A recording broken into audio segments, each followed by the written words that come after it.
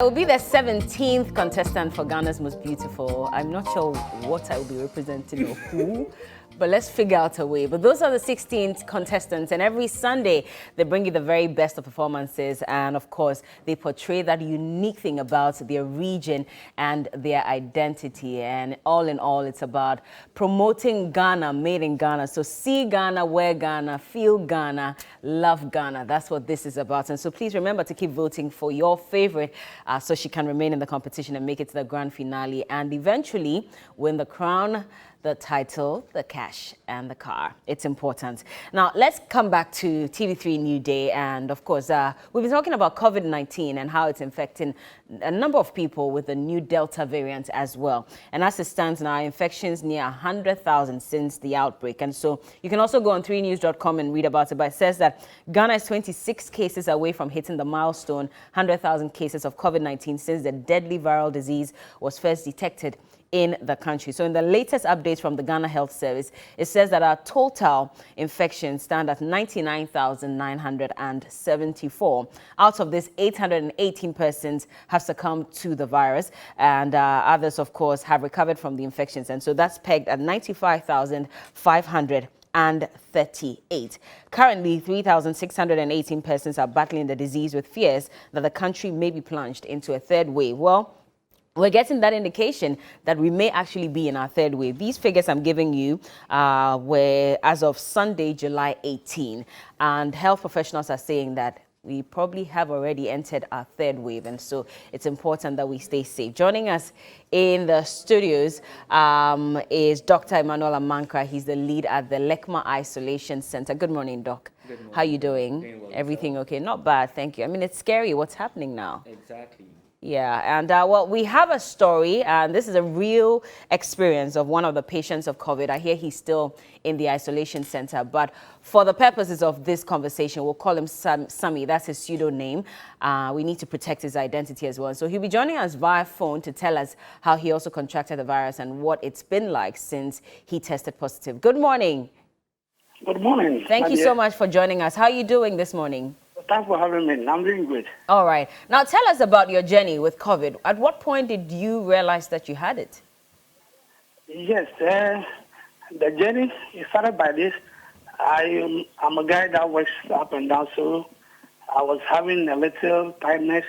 So I thought maybe it was due to tiredness. So I quickly went and tested for malaria. Okay. So at that moment, I had malaria, so I was treating malaria. So I was on quarantine. After completion of quarantine, I even felt extremely weak. So I invited a nurse to the house, and then I had an injection in the house, the Kofinac injection with malaria injection in the house. So hold on. So prior to that, you're saying that you tested for malaria. Was it at the pharmacy or did you go see a doctor in a hospital? No, I went to a pharmacy. Okay. And they tested and you turned out positive for malaria. Okay. So you called the nurse to come and give you the injection on your own? No, a nurse came with a prescription and gave me injection in the house. Okay. Because I was saying that malaria, for some time now, I have not seen malaria before. And the weakness was extremely too bad. So I was of the view that, look, let me take the injection instead, because I've completed the quarantine course, but still I'm not okay. Yeah. So that was how come I did that. Okay, then so that would be after how many days? On Wednesday, I was too weak. I can only take watermelon, coconut water. I was not too strong. On Thursday, I had a diarrhea. That was on Thursday, serious diarrhea on Thursday. So Thursday, Friday was diarrhea. I was home very feeling weak, hoping that because it's malaria, so I'll be getting stronger. Yeah. So on Saturday, I went for a test. A room in Tema, I had one. I did the test. But do you know, my sister, they did an antigen test for me, which proves negative. And the antigen test? How the system is doing, how I'm feeling. Yeah. I think I need a proper test. So I requested for the 24 hours one, the PC something test. PCR, yeah. So yeah, then I had that. So on Sunday in the morning, I couldn't breathe, I couldn't do nothing. Wow. So I quickly rushed to a hospital, and that was a West Wing Hospital in Nafinya, on the Bishaka Road, Nafinya. So the doctor said, no, my brother, your lungs, you can't have oxygen in your lungs. So there was no option that there was oxygen put on me. So I was on oxygen. Okay. That was on Sunday in the morning. Before I was referred to IMA Hospital, that's the International Maritime Hospital in Tamakon, around 5:45 p.m. Around this time, your PCR test had not, the results had not been released yet? Yeah, so I was still on oxygen. So I was oxygen on Sunday till Thursday. Hi, can you hear me, please? Hold on, please. I just want to verify, because you said you had requested for a PCR test. At the time when you detected that, you could not breathe properly, your test results had not come out yet? No. It hasn't come out yet, because I did the PCR test on Saturday. And in 24 hours. Yeah. So I should be expecting it on Sunday. And the doctor says they will put it in my email. But I couldn't have anything in my email. Okay. So Sunday in the morning, I was admitted at that hospital. Oxygen was on me and transferred to Hyman Hospital in 23. So it was Monday in the morning before I asked one of my staff to pick the hard copy for me, and the test that I did at Committee 1. Then it proved that I was positive. Already, Hyman has detected and suspected, so they were treating me. So I was on oxygen. Okay. Until Thursday, before the oxygen was taken off. Even with that one, I can't breathe properly. So I was managing it. Okay, so where are you currently? Are you still in the isolation center? As I sit through now, hopefully I'll be leaving today. Okay. Because I'm waiting for my bills, and I clear, then I can move today. This is after how many days? Right now. This is after how many days in the isolation center?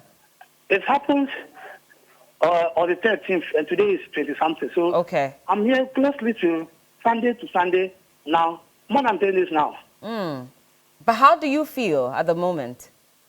At the moment that I speak to you, I just moved a step down there.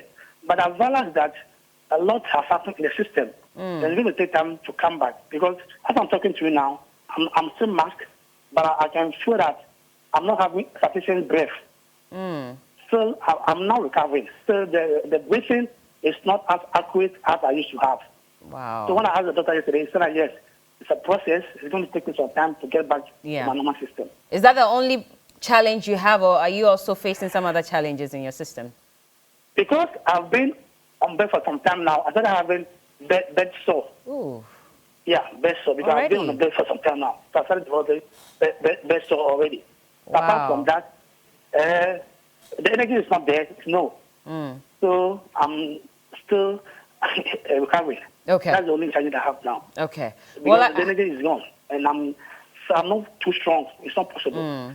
So still, we are on. Did they mention what kind of variant had infected you? Do you know if it was the Delta variant?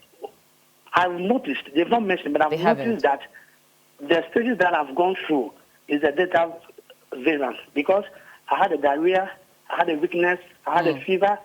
It seems I've gone through all the stages with the new variant that is in now. Yeah. Yes, with the picture I've seen, I've gone through all the stages. In the me, I know that it's the new variant because of the way it was behaving. Okay. In the isolation center, how many more people were in there? Oh, as of people currently, we have one old man critically under oxygen. We have one gentleman.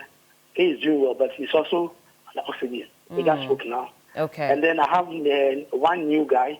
He's not on oxygen, but he's also admitted. Wow. That's in my ward. Okay. But there are the other wards that we have for Chinese nationalities and other people in the wards. Okay. I've not entered there. Have you been vaccinated now? Pardon? Have you been vaccinated? Yes, that was the question I asked. I have not been vaccinated.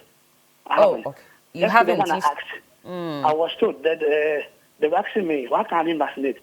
And I said, look, when it came first, you said frontline workers. The second one was essential workers. The third one was people with other health line conditions. My bracket didn't fall in any of this. So when I realized the vaccine was finished, I couldn't take it. Because my age bracket wouldn't even allow me. I couldn't take the jab. So I was asking the doctor that, how will I get a job? Because I'm here.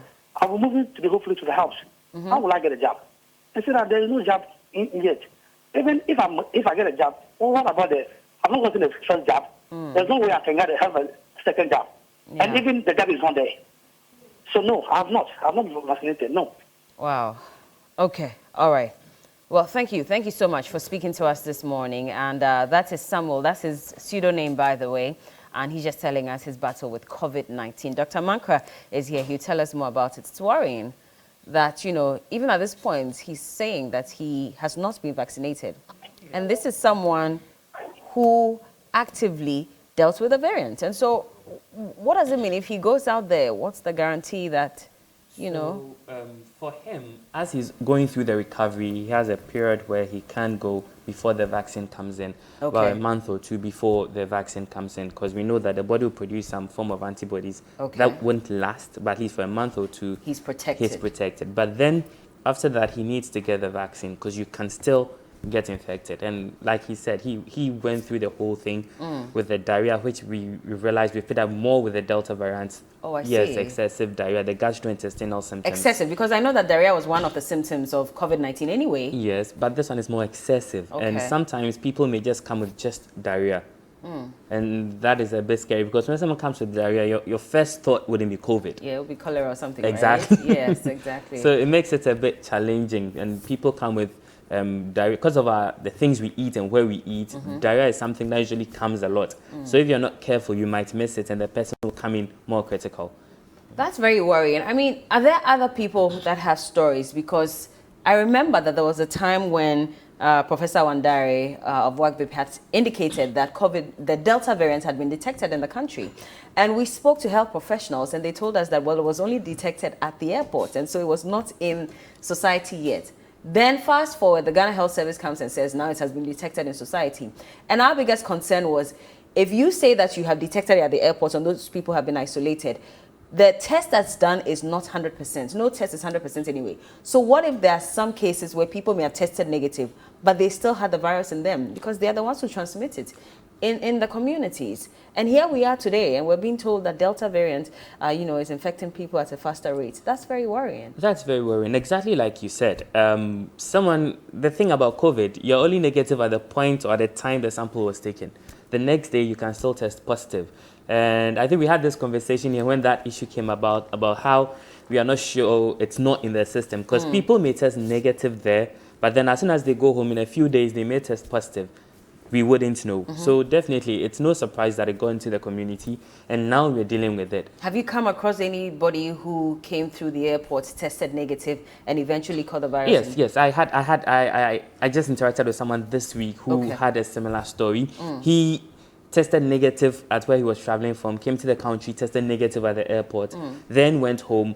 Then the business colleague called him that he has tested positive there and he was the only person who was in contact with. Oh, in the other country? Yes. Okay. So he should go test. He told him, I tested negative at there. He was like, no, still go and test. So he was like, okay, then he'll go and test maybe next week or something. Before then, he was down, he couldn't breathe and everything. Comes in with test, he's positive. And only God knows how many people he may have infected as well because he thought he was negative. Exactly. Okay, now this is scary. And, the president keeps telling us we've let our guard down. Health professionals are saying we're letting our guards down. But at this point, I mean, I don't even know because a lot of people have not been vaccinated. So really, how are we able to control the spread of this virus? We have to wear a mask and all of that. But we still haven't been vaccinated. So really, where are we going with all of this? So the thing is, with the element of vaccination, it's a bit complicated because not just about wanting to get it. There are measures and steps that have been taken to get it. But till then, we have to do our part. Wear our masks, use our hand sanitizers. Because this weekend has been a bit scary for me. I've been into contact with two people. One that really stands out. I've been in contact with like maybe 14 or 15 people severely ill. But the one that really stands out, a 25-year-old lady who is severely critically ill and a 28-year-old man who is severely and critically ill. It makes it, these are young people who otherwise would have just had something like flu-like symptoms and then would be okay. But these people are having severe forms of it, needing to be put on high-flow oxygen and everything. So it makes the Delta variant a bit more scary than the others. Because what is infecting younger people Younger even people more? are getting more severe cases. contrary to what we had earlier on, where relatively older people were having critical or more severe cases. But if these people had been vaccinated, then they wouldn't have fallen severely ill? Yes, that's what the science tells us. But then the vaccine is not available because both of them have not been vaccinated. Okay, that's worrying. So if I catch the Delta variant and I spend maybe a week or two in the hospital and then I'm discharged, am I likely to transmit the virus? Does it act any different from the old variants? Currently, there's no research saying that the infectious period is still within that 2 weeks. And after that 2 weeks, yes, you're not infected. Can you be infected by more than one variant? Because I think I saw a news headline that said that there are people who are catching the Alpha and the Delta altogether. So I read a paper on that, and it's actually possible. Because just like HIV, where we have people who can get infected with HIV1, HIV2, it's possible if you're exposed to both variants. What's the effect of that? Is it more severe? So depending on the severity, if you're going to get severe cases, Delta already is a major severe case on its own when it decides to go severe. So you can have more severe forms. And that's the problem. So how do you know that someone is, has the two? I mean, when we are looking at symptoms, what other symptoms should we look out for? Using clinical symptoms, it might be difficult to tell if they have the two, but then the genome sequencing is what would actually pick up these viruses. Okay, and so then, you present with the same kind of symptoms anyway. Exactly. Okay. Let me read some message that came out. There's a health service staff who says that he has not received his second jab.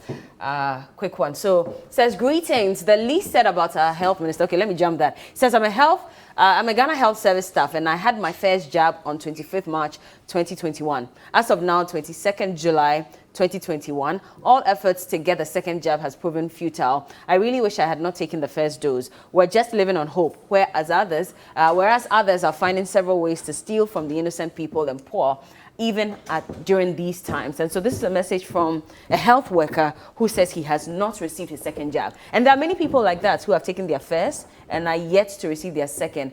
What happens to them?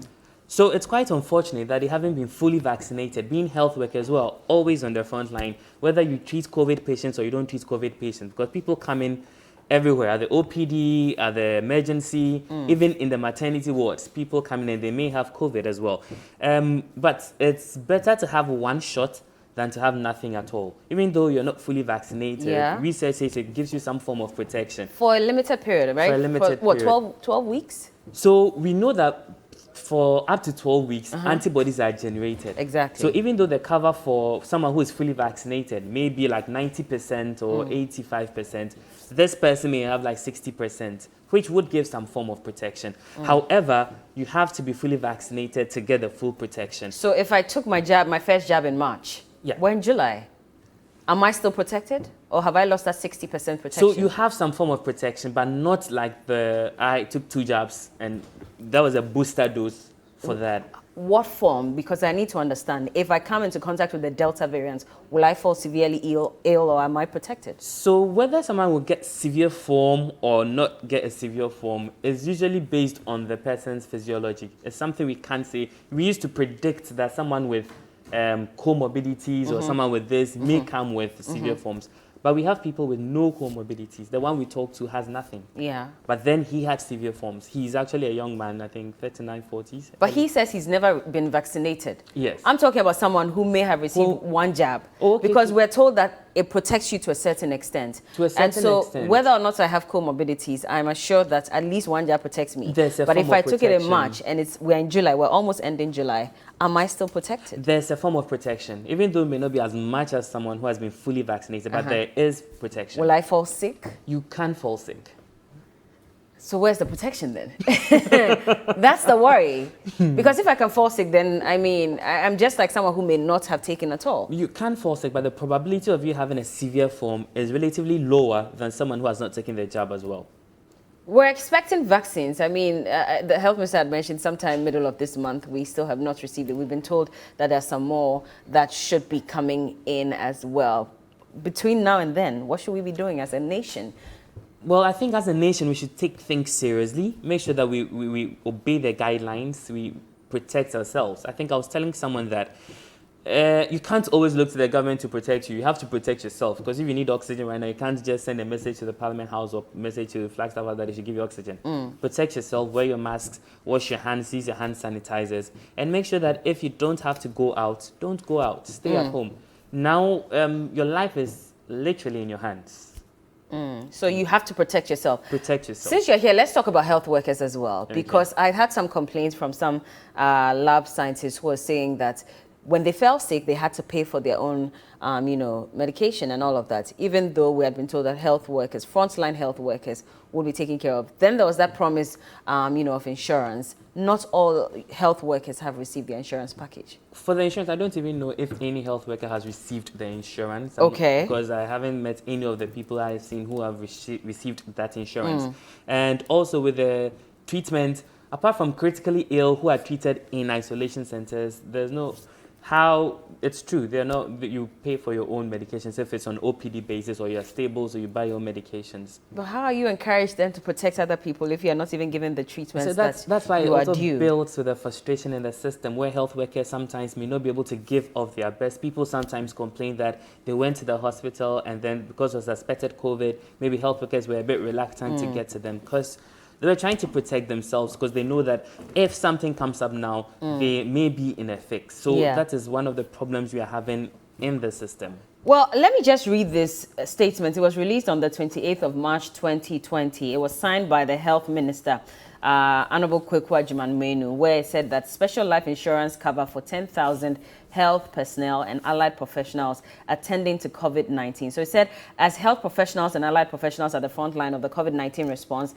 I seize the opportunity to thank you and your family sincerely for the sacrifice to this national challenge. The government of Ghana would like to communicate to the heads of agencies that the frontline staff involved in this response have been insured under the following cover. So there's benefits, group life, critical illness, total temporal disability, all causes, and total premium is 10,309,919.94 Ghana cedis. And it says, please know that the allied professionals include all men and women who have been deployed to respond to COVID-19. Please bring this to the attention of all staff deployed and please ensure that the appropriate documentation of the process, which is strategic for the next step. And again, it was signed by the health minister. So this was forwarded to me by a lab scientist who fell sick, had to pay for his own medication and all that. And he says, we have not received it. He says, for the medical lab professionals, no one has received it yet. But I'm hearing that some medical officers have received theirs. One of our colleagues died via COVID and his wife was 8 months pregnant, but still nothing for the family. I'm surprised the same medical officers have received because none of my colleagues who tested positive or were managed have received anything. None? Yes, I don't know of anyone who has received it. Personally, I don't know of anyone who has received it. Even in my facility, we've sent the data and everything, but I don't know anyone who has received it. Interesting. Well, we'll delve into this more. We'll probe and find out more about it. It's important. Cookie is here, by the way. Yeah, nice conversation, but we are not in normal times, really. Very extraordinary times, and we want to make you a part of this conversation. We want to pick your thoughts, comments, and even questions that you have as Dr. Amankra is still here in the studio. Now, there was a presser from the Ghana Health Service yesterday, and initially, when the Delta variant broke in this country, it was only 2 cases that was recorded at the airport. Okay, there's a caller on the line. I'll take the caller and then I'll continue. Good morning. Hello, good morning. If you can hear me, please speak up. Hi, good morning. Good morning. Yes, how are you, sir? Yeah, good morning. Good morning, how are you? I'm good. Welcome to TV3 New Day. What's your name and where you're calling from? Please, I hardly hear you when you speak. Because I think the volume of your set is a little high. If you can just tone it down a little bit, you can hear me. What I said was, good morning. Thank you for joining us right here on TV3 New Day. Your name and where you're calling from. Okay, we lost him. So I was saying that when the Delta variant broke, it was just 2 cases that were reported at the airport, and we were told by the Ghana Health Service that it hadn't even entered the community. Yeah. A few days after, 135 cases were recorded at the Achimota school, and then I saw that your communique on your Instagram page, which was informing us that it had entered the communities. Yeah. Now, as of 2 weeks ago, it was only 6 regions in Ghana that had tested for the Delta variant. But according to the health minister yesterday, Dr. Kuma Abuaji, now the Delta variant is in all 16 regions as we speak. Now, when it comes to COVID COVID-19, there are variants of concern and there are variants of interest. Now, one variant of interest that you may want to be looking out for this morning is the new one. What is it called again? Lambda. So, Dr. Mansky, maybe I will start with the questioning.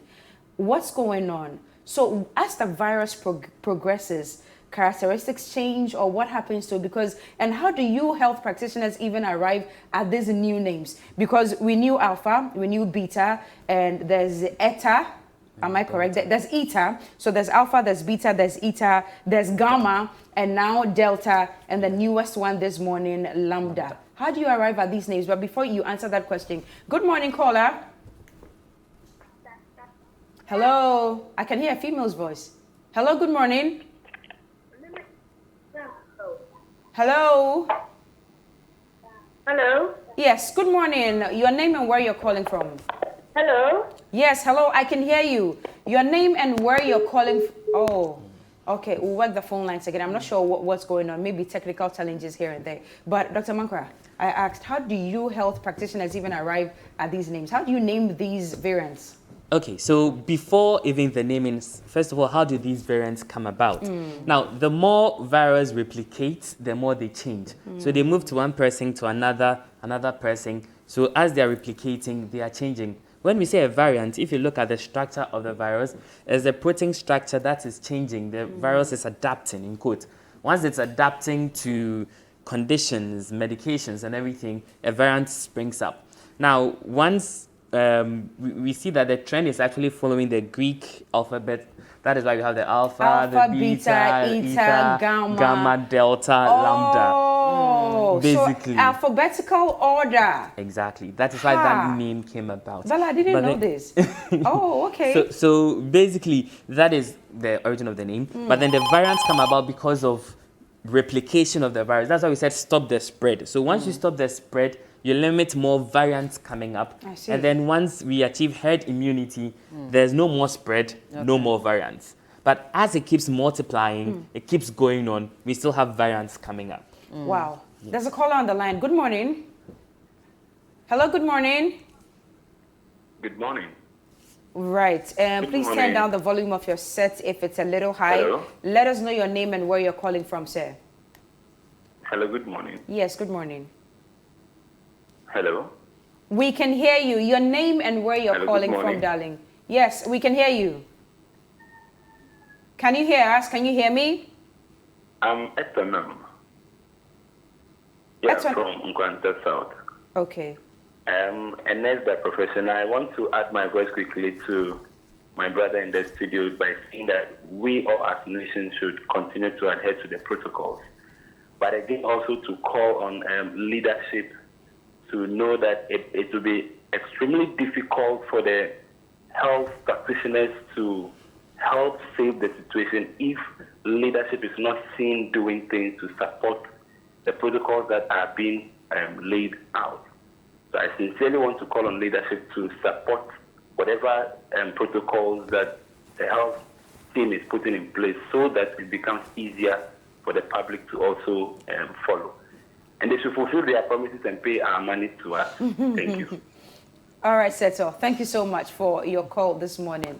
We appreciate your time. So I think that's one of your colleagues. Yes, thank you very much. What is doing him? I think he's actually said everything. And to the powers that be, I think the health workers if they've been infected and the insurance that's been promised them, I think people want to get what has been promised them. So that also has to be looked at as well. Okay. Yeah. I just quickly wanted to ask, since we're talking about this new variant that has been detected as well, so we're told that when the viruses replicate, it's because sometimes they're also fighting or they get used to the vaccine some way, somehow, and so they try to form other ways of attacking the body. Is that what we're seeing in this case? Yes, so not just to the vaccine, but as they replicate on itself, the conditions in the body, the other medications that you take, it tries to evade it. Yeah. So it tries to be smart about it. Yeah. That is why outside flu vaccines are given yearly. Okay. Because they adapt and you have to give...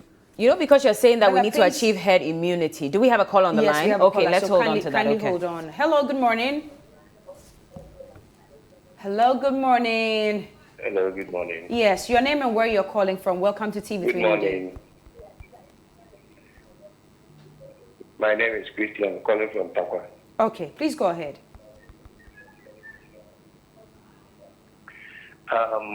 It is very interesting topic that this morning we are all discussing. But I would like you to talk to our leaders, because most of the people, when you talk to them about this virus, what they tell you is, even the leaders, when they organize meetings and those things, you will see some of them not in face masks, not observing the protocols, no social or physical distancing or those stuff. And it is affecting the way we are fighting this virus, because they are copying from the act of the leaders especially. Because whenever they meet, you don't usually observe these protocols being observed by them. And it transcends to the citizens. So I think when our leaders try to portray or practice those protocols, it will help a lot. Because most of us or most of the citizens are copying from them. So I'll urge you to at least talk to them so that they will practice it, so that the others will also know that it is not just a hearsay, or it's not something they are saying to make us afraid, but rather it is something that is usually happening. Okay. That the disease or the virus is real. I think when this is done, it will go a long way to help. And also, when we go to these hospitals, most of the health workers are not observing it. They are not observing it. So if we come to the hospitals and you who are supposed to lead by example, you are not observing it. They are not observing it. And it's not helping. I think we all have a part to play. Good morning. Okay, good morning. Interesting points there, that even most of the health workers are not adhering to the protocols. I really haven't seen that in this side of the country, but I'm sure he's seen a few where he is calling from this morning. Now, please, we are aware that you're sitting or you're by your TV sets as you call us, and you may want to hear yourself, but please turn down the volume of your TV sets as you place the call to us so that you can hear us and we can also in turn hear you and answer all your questions. But Bella, you were saying something. Okay, so back to the issue of mutation of the viruses. And I was saying that, you were talking about achieving herd immunity. And so if we all get vaccinated, or at least we get a greater proportion of the population, which is what, about 60%? About 60%. Vaccinated, then we can achieve herd immunity. But then these viruses also mutate, which is why we've been told that we might have to get used to living with the virus for a very long time. So that means that we're probably going to always detect a new variant at every point. Are we going to be wearing masks for the rest of our lives? So the catch there is, once we achieve herd immunity, we are actually stopping the spread. Once we stop the spread, we are halting the mutation, because the more it replicates, the more it develops the variant. So once we have the infectivity going on, people getting infected, multiplying, jumping from one person to another, it will definitely mutate, in quotes, and that will give us a different variant. So once the spread stops, it doesn't mutate? Yes. Okay. There's another caller on the line. Good morning. Hello, good morning. Hello, good morning. Okay. Hello. Yes, good morning. Your name and where you're calling from. Madam. You're welcome to TV3 New Day. Yes. Yes, I work with one of the universities in Ghana, one of the public universities. Hello, please, can you hear me? Yes, loud and clear. Okay. So what I'm saying is I work with one of the public universities in Ghana. And when you enter into any of these campuses, no one regards any of these protocols. And we are made to believe that we are supposed to. Oh, we lost him there. Please try and call us back, or I'm sure we'll try to re-establish contact with him. Now, Bella, you are making a point. No, it was actually Dr. Amankra who was explaining the mutation. Well, but he did say that, once it stops spreading, then it won't mutate. Okay, then, and so at least then that point I want to ask a question. Is noted. We haven't been able to obtain herd immunity, 60% of the population. And vaccines are not in sight as we speak. This morning, I think it was the same thing you read. She says she took her jab on 25th of March. Today is 22nd of July. In the absence of the vaccines, what can we do? There's a special question I want to ask, but let me take this caller. Good morning. Hi, good morning. Okay, so Dr. Mankara, let me just come to you. In the absence of these vaccines, can we still do the... Yeah, I think Hi, we have good somebody on the morning. line. Hello. Your name and where you're calling from. Welcome to TV3 New Day. Hello. Hello, can you hear me? I'm not sure what's going on. But Dr. Mankara, so can we still continue the steaming that we used to do, the neem tree and all that? I don't even hear people talking about it this morning. But medically, does it have any basis? So, does it help in prevention? So doing the steaming and the neem inhalation, there's no evidence backing that it's going to prevent you from getting COVID. Okay. Okay, so now the best thing that we know is that wear your mask, wash your hands, use your hand sanitizers. Okay, but you cannot clinically ascertain that neem inhalation and steaming can actually prevent it. Because I've had countless people who were doing daily steam inhalation. And they still got it. They still got it. My goodness. Good morning, caller. Good morning. Your name and where you're calling from, darling. Me facha me tina kachi. Kachi mpatro yeti chi wa ha. Aha. Me facha me call hospital last week. Aku Kumasi. Okay. And me call me ra doctor in office no. Na me chino so am so any ma me kuyi me so aso me bag. Osi o bi re me re. E be wan ki me. Why na kasa? Doctor. Doctor na kasa obe room na ebe wan ga ewu dada. Na so be re me re. Na e be wan ki ewu ya. Wo mo so so me kwana me me sha me ma say protect me. Wo mo na wo kan no 3 years. I mean the because man of him na I'm sorry for it. Because I want to help workers so. I want to company penny for no mudi or mine so.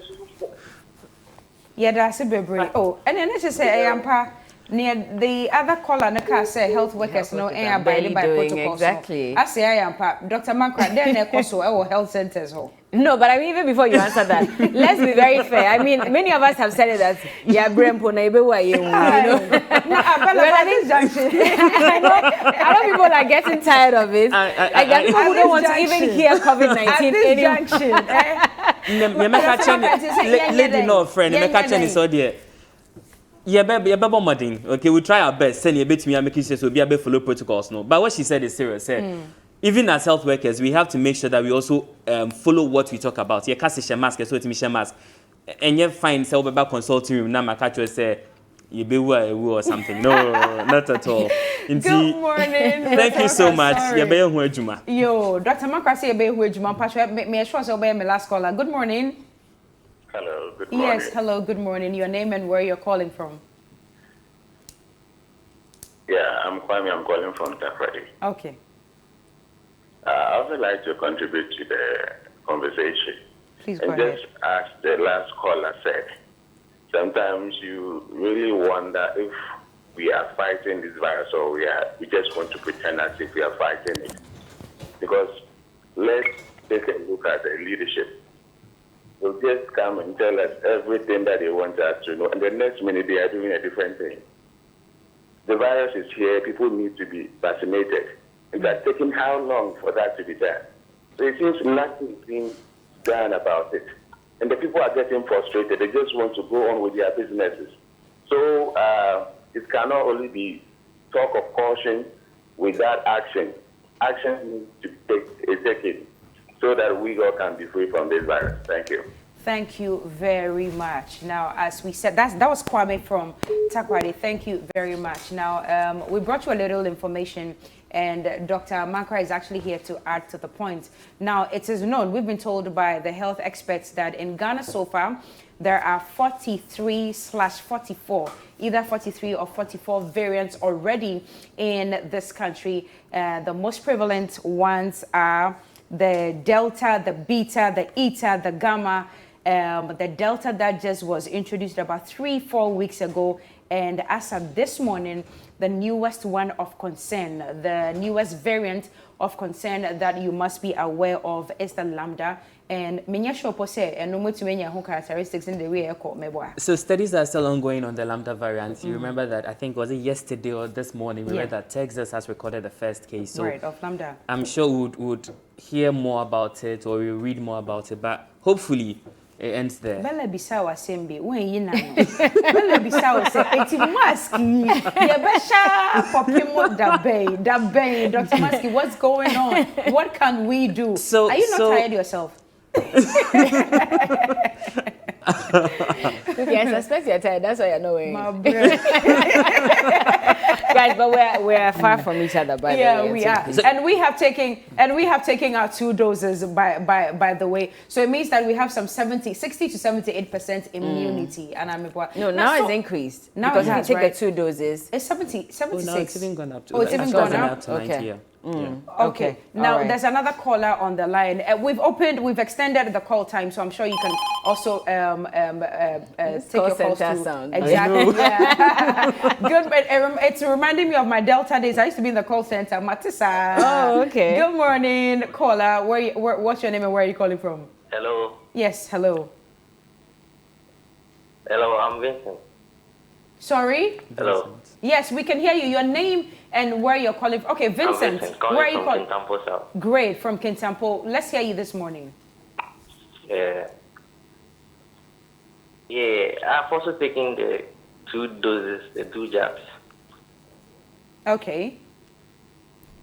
Yeah, but I'm still showing symptoms Hey. of the virus. Wow. Tell us about it. How are you feeling as of now? Yeah. Have you been As of diagnosed, now, by the way? it's Have a you bit been to better. the hospital? And how do you know that you are showing symptoms? Have you been to the hospital? Yeah, no, after the first jab, some weeks after that, I had the symptom. Some weeks after the first jab. And so I tested for it and it was positive. After the first jab. Okay. Well, I think that should be normal. Okay, Vincent, Dr. so Manga. what you're saying is you took the first jab and a few weeks, about 2 to 3 weeks afterwards, you tested positive for COVID. Vincent, can you hear us?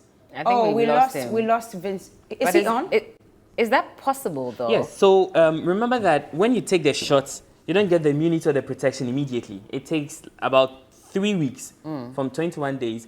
Then you get the antibodies are produced. So if you're exposed within that time, you can't You test could. positive. Okay. That is why I think we had issues when we started rolling out the vaccine, or when it was started rolling out outside the country. Okay. People came up with, I took the shot, and a week or And two later, then- I tested positive and everything. So yes, it's actually possible.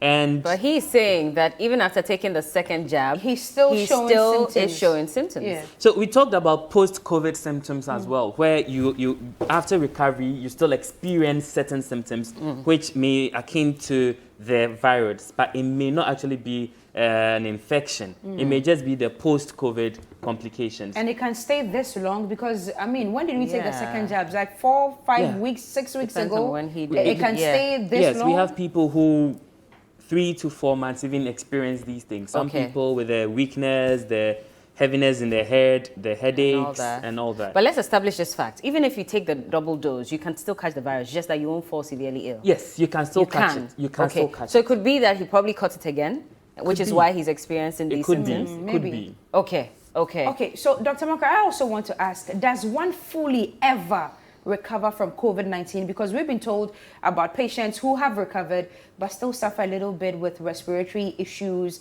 still feel tired, a few headaches here and there. There's another caller. Let me take the caller and then I'll come to you. Good morning, your name and where you're calling from. Welcome to Tea with Me New Day. Good morning. Hello. Hello, caller. Good morning. Yes. Good morning. Good morning. My name is Thomas. I'm calling from Kintam. Okay. Please go ahead. The gentleman who called first, this time, Yes. then is that after taking the first jab, you have Thomas, do you want to reposition yourself a little bit? We are struggling to hear you. Thomas? Hello? Yes, please start it all over again. We lost you at a point. Oh, technical difficulties right there. Please make sure you call us back. Dr. Makra, does one ever fully recover from the effects of COVID-19? So eventually, you would recover. Like you said, It's an eventuary. yeah, recovery is a period. Okay. Not like maybe you have malaria where you treat and you're done. But then with COVID, we realize that it's with a period, within a period of time, which we can't quantify. It's different from everyone. There are people who, after COVID, developed diabetes. And then we're like, okay, so was it that it was already there and it was innate and then this triggered it? Or is it because of the steroids we gave that also pushed or tipped the person over? Or it's the COVID itself? People get COVID and afterwards they have hypertension.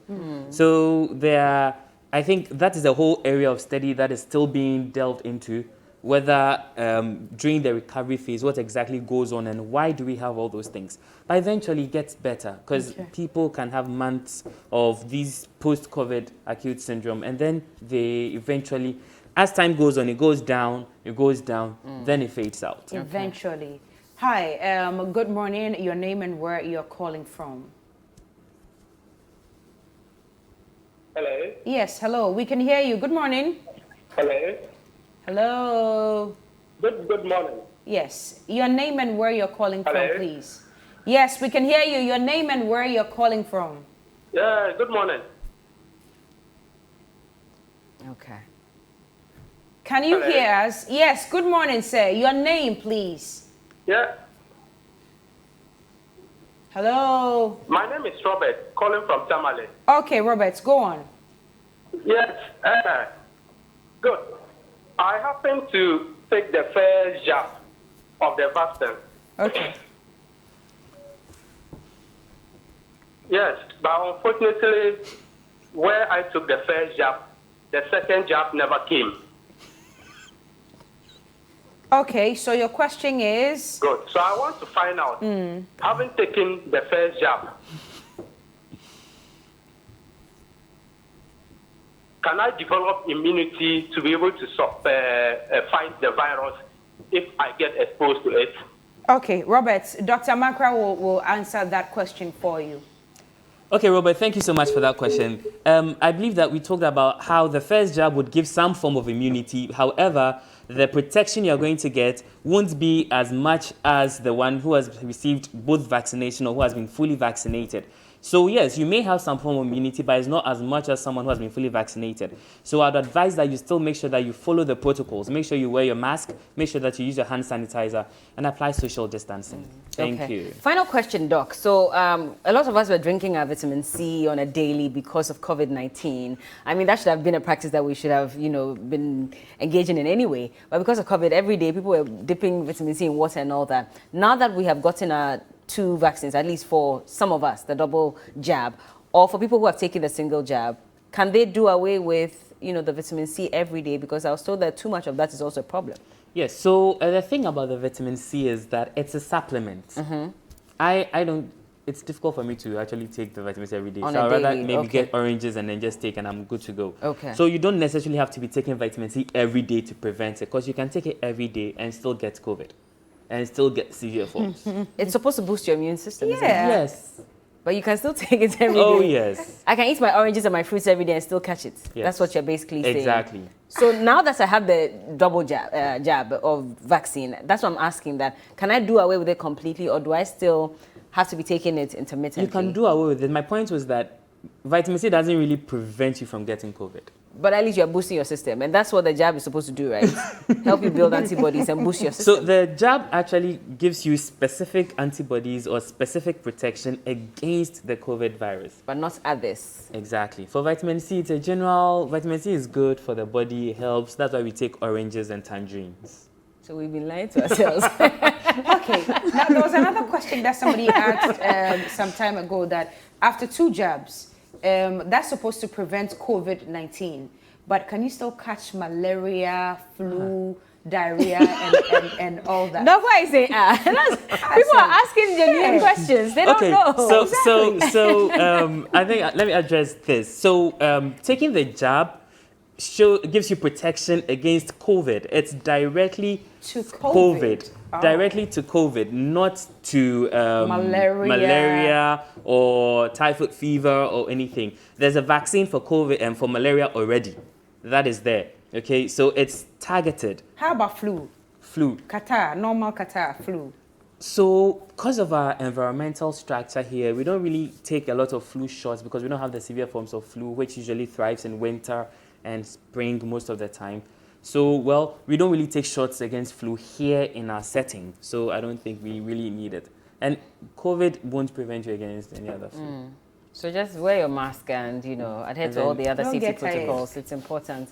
Yeah, and don't say that it is a bolakana, but But who said that? no, don't do that. Oh, there's a lot on the street. Oh. Yes, the